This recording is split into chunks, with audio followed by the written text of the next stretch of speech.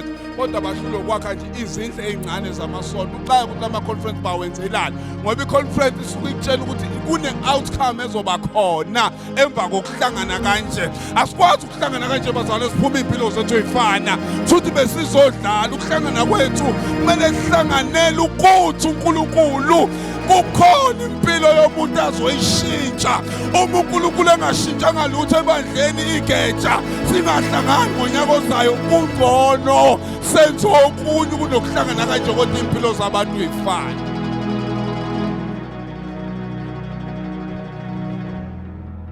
ngoba once ngiyengibone lapho kusetshenzwa khona bayazi abasebenza once kwathiwa sekubiza i-conference eBoardroom sekukhona inkinga ekhona kodwa sidinga kuhlanganisa imiqondo ukuze kube ne-solution angiphindi once kwathiwa nje kune-conference wonke umuntu uma kwi-conference bazalwane akayi nje obuya wena ujabulisa ukuthi siyohlangana nawo sekufikileke lelo suku bafethu uNkulunkulu sibizile awukho umqondo omusha webandla yayi nje mase sime sithi asiyokushumayela awusitshelini wecabanga ngebandla igeja sinike nje idea ubuwazi ukuthi kune-conference yini osuyicabanga okay sesikhonzile sakhe indlu senza yonke into yini enye into ngoba azipheli idingo zebandla yini oyicabanga awunalutho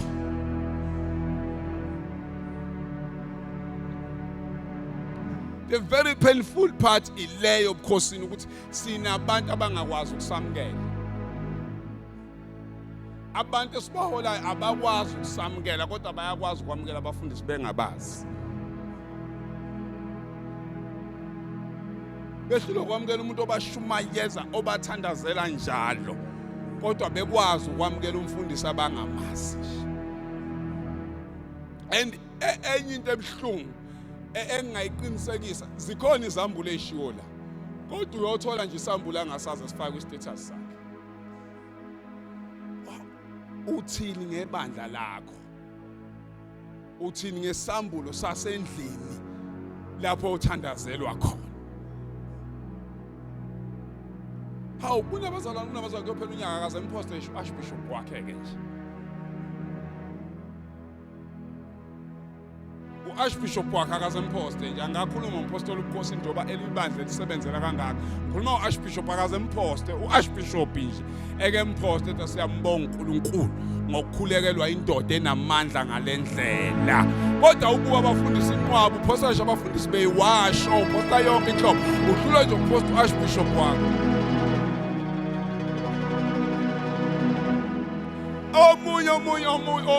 omunye bishop akanaso isithombe sakhe kuarchbishop wakhe akanaso isithombe somuntu olinde impilo yakhe akanaso isithombe somuntu omthandazela ubusuku neminelele honqe ekhaya kodwa kube khona indoda engalele imnxusela kuNkulunkulu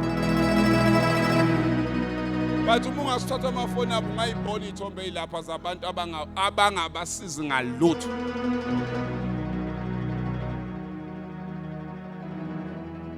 abanye bananesho nethombe zosomisi kodwa anazo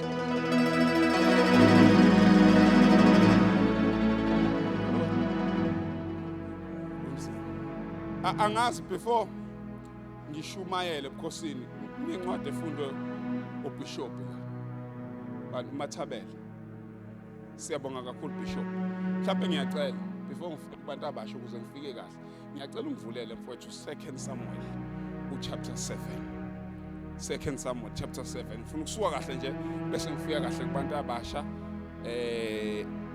ngokukhulu ukuthobeka bazalwane ngizocela nje ungifundele 2 Samuel chapter 7 verse 1 uSamuel wesibili isahluko esesikhombisa abazalwane isihloko sakhona sithi uNkulunkulu akamvumeli uDavide ukwakha ithempeli ngicanga ukuthi kuyihloko esifanayo bazalwane futhi kuyindaba efanayo sithi sala uNkulunkulu akamvumeli uDavide ukwakha ithempeli ubaba uBishop mekhuluma la uthi uBishop ngizwe kahle baka ngoba ayikho into ebaluleke njengegama lomuntu uNkulunkulu akakwazi ukwenza igama lakho bese ethatha igama lakhe libeka phansi njalo uNkulunkulu umekwenzela igama uyaqinisekisa ukuthi ngisho abamelene nawe abaphumeleli ngoba igama lakho uNkulunkulu sekudesignele lona.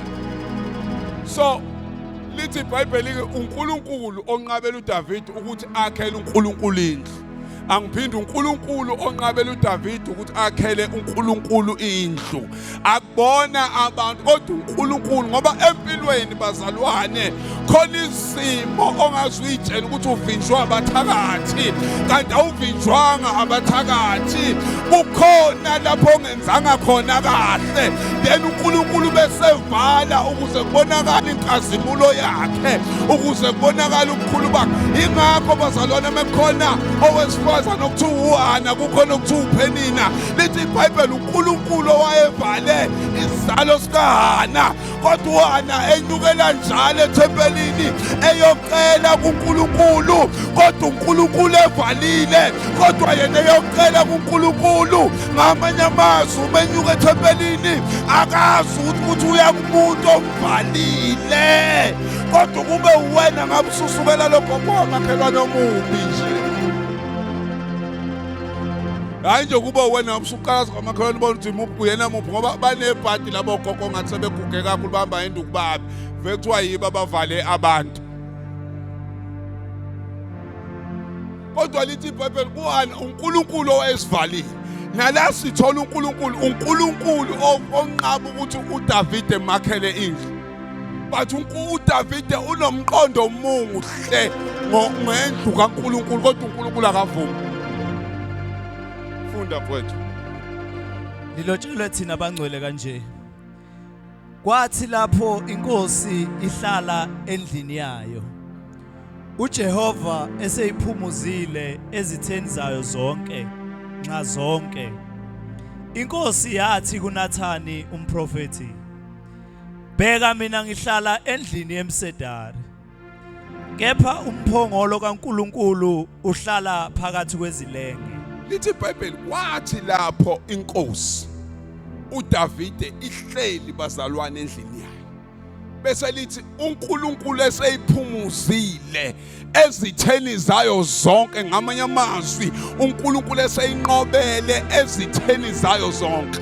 Lithi iBhayibheli kwezwakala indoda ihleli endlini kodwa ingagcini ngokujabulisa ukuhlala endlini yayo kodwa indoda yakhumbula ukuthi akuhle ukuba ngihlala endlini kodwa ngingawazi umphongolo kaNkulunkulu lapho ohleli khona. Kwezwakala uDavide etamasa emzini wakhe kodwa waba worried ngalapho kuhleli khona umphongolo kaNkulunkulu ngoba kuzukukusiza ukutamasa ekhaya kodwa ungawuhloli umphongolo kaNkulunkulu ukuthi uhleli kanjani.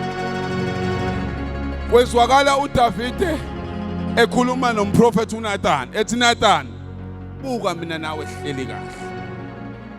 Indlu esihlala kuyo sishintshelwa amashidi njalo.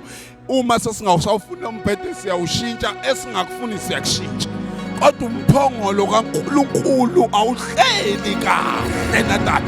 Noma ngingajabula kodwa into engikhathazayo umphongolo kaNkulunkulu ngoba siyabadinga abazalwane ebandleni abangeke bejabuliswe inhlalo yabo kodwa bengayazi inhlalo yabantu basendlini kaNkulunkulu. Sengathi sijabule enhlalweni yethu kodwa sicabange nenhlalo yasendlini kaNkulunkulu. Okay, sengiyakhuluma. Ngingakhuluma ebukhosini. Uyabona nje uma abantu abasha bengakaboni ukuthi akusafanele kube yilokhu okuhlobisa la endlini sekudinga imbali. Kukhona abantu abahamba ngeemoto kodwa bengenalo iso lokubona ukuthi lokhu akusadeserve ukuba kule ndlu enhle kangaka.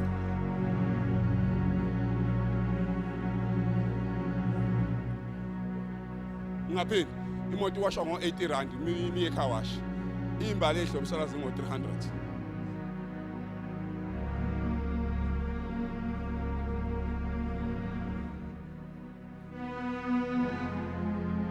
Uma usenabazalwane abangakwazi ukubona ukuthi umphongolo kaNkulunkulu indawo ohleli kuyo ukuthi akusafanele.